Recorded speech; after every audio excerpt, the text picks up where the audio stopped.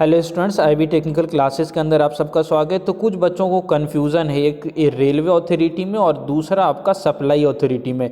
तो इन दोनों चीज़ को बहुत अच्छे से हम क्लियर करने का प्रयास करेंगे बुक के रेफरेंस से, क्योंकि नोट्स में आप लोगों को कन्फ्यूज़न होता है, पता नहीं सही है नहीं है।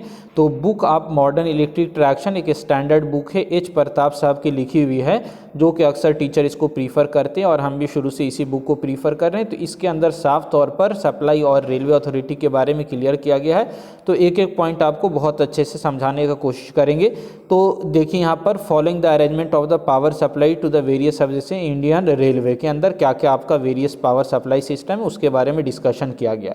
तो पहला पॉइंट में लिखा गया power is purchase from the supply authority, खरीदा जाएगा सप्लाई से।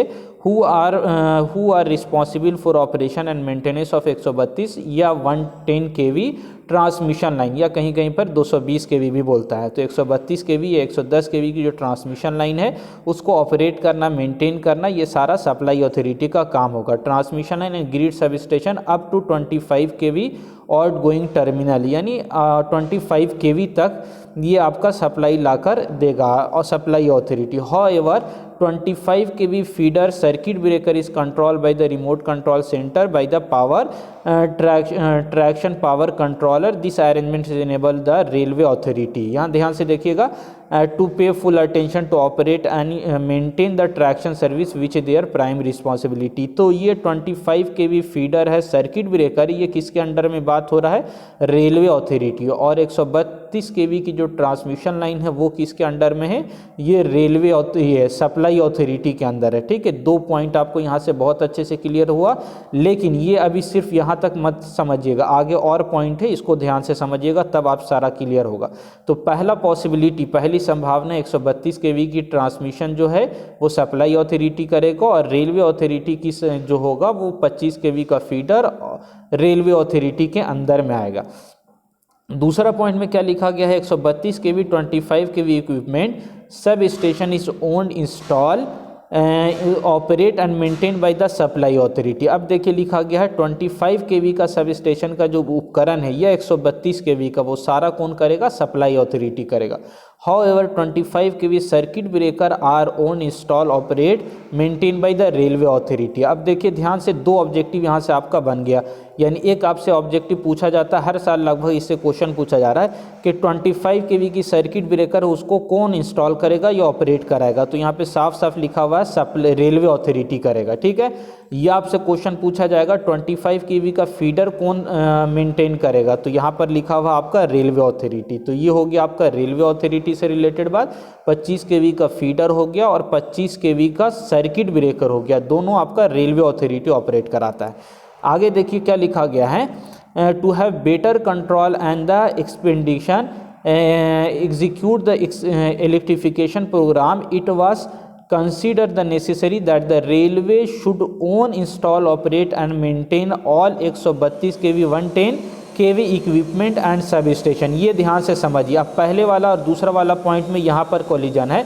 यहाँ पर बोल रहा है रेलवे सप्लाई अथॉरिटी करेगा 132, लेकिन बोल रहा है कि अगर ये 132 kV की जो लाइन है ये आपका, यानी यहाँ पर बोल रहा है कि अगर हम लोग 132 kV की जो सप्लाई है रेलवे करेगा, railway should own install operate maintain, तो ये बेटर होगा, अच्छा होगा। ठीक है, यानी पहले वाला का जो बात कहा गया था फर्स्ट पॉइंट में, उसको यहाँ पर फिर से रद्द करके कहा गया कि अगर 132 kV की जो सप्लाई है ये सप्लाई ना करके अगर रेलवे वाला ही इसको देखेगा तो ये बेटर होगा रेलवे के लिए। ये तीसरा पॉइंट में कहा गया, यानी एक प्रकार का कन्फ्यूज़न क्रिएट किया गया, जो कि आपको चौथा पॉइंट में क्लियर हो जाएगा।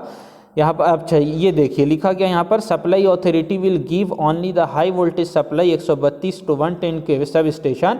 The arrangement will found the Madras और रुड़की। ये जो अरेंजमेंट है ये कहाँ पर यूज़ किया जा रहा है?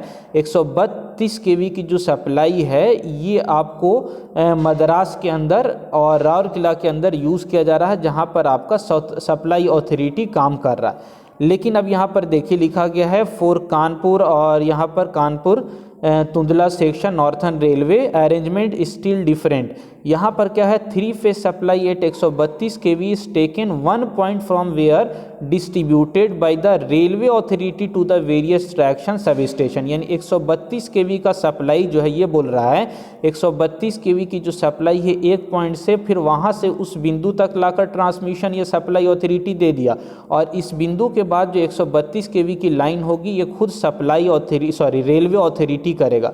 रेलवे अथॉरिटीज तो various sub section through out the transmission, यानी जो ट्रांसमिशन का काम हो 132 kV का वो खुद रेलवे ही करेगा। यानी कि अब यहाँ से आप पॉइंट क्लियर हो गया कि 132 kV की जो लाइन है ये रेलवे अथॉरिटी भी कुछ बोर्ड के अंदर करता है, जैसा कि आपका यहाँ पर मद्रास राउरकेला, और कुछ बोर्ड के अंदर यहाँ पर 132 kV की जो लाइन है वो सप्लाई रेलवे अथॉरिटी करती है।